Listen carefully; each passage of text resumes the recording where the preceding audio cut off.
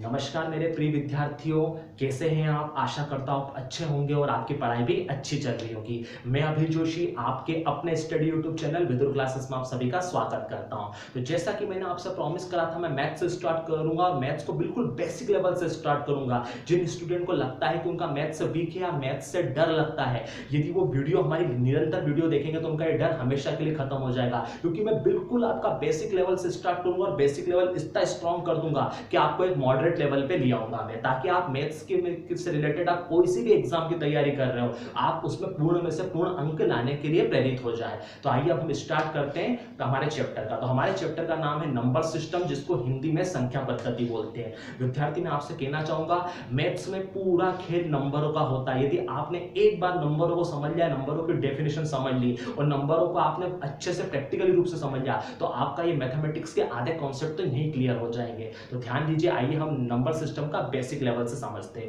तो सबसे पहले हमारा क्वेश्चन आता है कि नंबर सिस्टम संख्या पद्धति होती क्या है। यदि इंग्लिश में बात की जाए तो नंबर सिस्टम क्या है। सिमिलरली कुछ नंबर होते हैं जिनको रिप्रेजेंट करने का एक सिस्टम होता है, जिसको हम नंबर सिस्टम बोलते हैं। यदि यही बात हम हिंदी में करी जाए तो संख्याओं को प्रदर्शित करने के लिए जो माध्यम रहता है उसको संख्या पद्धति बोलते हैं। कुछ संख्याएं जिनको हमको क्या करना पड़ता है, प्रदर्शित करना पड़ता है, उनको हम क्या बोलते हैं, उनको क्या बोलते हैं, संख्या पद्धति कहा जाता है। मैन्युअली कुछ नंबर है जिनको रिप्रेजेंट किया जाता है, जिस सिस्टम के द्वारा रिप्रेजेंट किया जाता है उसको क्या बोला जाता है, नंबर सिस्टम कहा जाता है। तो आइए आप आई होप कि आप समझ गए होंगे कि संख्या पद्धति क्या होती है। अब हम इसकी कोई डेफिनेशन के साथ इसको हम क्लियर करते हैं, लेकिन सबसे पहले आप ध्यान दीजिएगा, ये होती है आपकी नंबर लाइन। इस नंबर लाइन को आप ध्यान से देखिएगा। यदि आपने नंबर लाइन समझ ली तो आपने आधे से ज्यादा मैथमेटिक्स के कॉन्सेप्ट समझ लिए। अभी आप सिर्फ इतना समझिए, जब मैं डेफिनेशन के साथ आपको प्रैक्टिकल करूंगा तो आपको पूरा समझ में आ जाएगा। आप यहाँ दिख रहा है 1 2 3 4 एंड डैश इनफाइनाइट। तो ये जो क्षेत्र होता है धनात्मक क्षेत्र होता है। इधर देखिएगा -1 -2 -3 डैश इनफाइनाइट, ये जो होता है ये ऋणात्मक होता है। और जीरो ध्यान दीजिएगा धनात्मक होता है, लेकिन जीरो को सेपरेट रखा गया है, इसलिए हमेशा देखिए जीरो को शून्य पूर्णांक कहा गया है। अभी आप इतना ही ध्यान दीजिएगा, जब अपन इसको डेफिनेशन के साथ पढ़ेंगे तो आपको पूरा ये क्लियर होता जाएगा। तो आइए सबसे पहले हम पढ़ते हैं नेचुरल नंबर। नेचुरल नंबर को हिंदी में प्राकृत संख्याएं बोला गया है। अब आइए हम समझते हैं प्राकृत संख्याएं क्या होती है विद डेफिनेशन के साथ। तो देखिएगा, this number start from 1 to infinite. वह नंबर या फिर ये नंबर जो स्टार्ट होते हैं, वह नंबर जो 1 से लेके अनंत की ओर जाते हैं, वह नंबर जो 1 से लेके अनंत की ओर जाते हैं, this number start from 1 to infinite, उन्हें क्या बोला जाता है, नेचुरल नंबर प्राकृत संख्या बोला जाता है। अब इधर देखिएगा नंबर लाइन में 1 2 3 4 और डैश, ये क्या है, इनफाइनाइट अपसॉन। तो ये 1 से लेके जो इनफाइनाइट की ओर जा रहे हैं, ये क्या कहलाएंगे, हमारी प्राकृत संख्याएं, नेचुरल नंबर कहलाएंगे। आई होप कि आपको समझ में आ रहा होगा। यदि कोई भी डाउट हो तो बिल्कुल हमसे पूछिएगा, आपको मैं धीरे धीरे करके पूरे डाउट क्लियर करूंगा।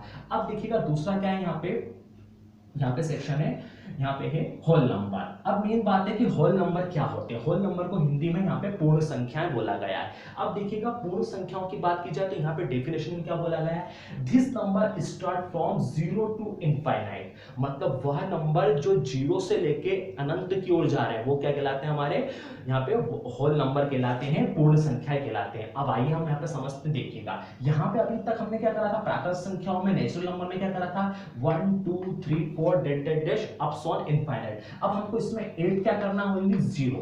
यदि हम प्राकृत संख्याओं में 0 को 8 कर देते हैं तो वो क्या बन जाती है, हमारी पूर्ण संख्या बन जाती है, होल नंबर बन जाती है। That is clear.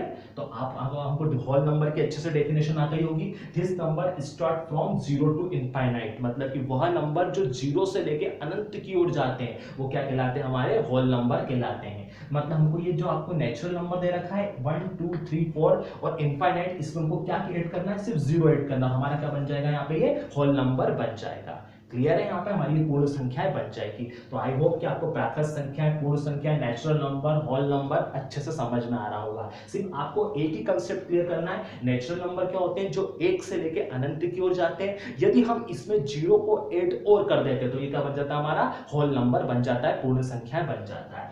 आइए अब हम थर्ड डेफिनेशन देखते हैं। थर्ड डेफिनेशन है इंटीजर। इंटीजर को हिंदी में क्या बोला जाता है, पूर्णांक बोला जाता है। अब पूर्णांक क्या होते हैं, मैं आपको नंबर लाइन से पूरा क्लियर करके बताऊंगा। देखिएगा, it's include natural number and their inverse. मतलब वो क्या कह रहे हैं यहाँ पे, नेचुरल नंबर जो प्राकृत संख्या है वो तो इंक्लूड है, साथ में उसका इनवर्स मतलब उसका विपरीत क्रम भी इनवर्स है। मतलब नेचुरल नंबर कौन से होते हैं, कौन कौन से इंक्लूड है, वो क्या कह रहे हैं वापस से ध्यान दीजिएगा। It's include natural number and their inverse. मतलब इसमें प्राकृत संख्याएं तो इंक्लूड है सही, प्राकृत संख्या तो अंकित है सही, साथ में क्या है उसका विलोम उसका विपरीत भी है। तो प्राकृत संख्याएं कौन कौन सी है, नेचुरल नंबर कौन से हैं, 1 2 3 4 डेड डेड डैश इनफाइनाइट, ठीक है। और इसका विलोम कौन सा हो जाएगा, -1 -2 -3 -4 डेड डेड डैश इनफाइनाइट।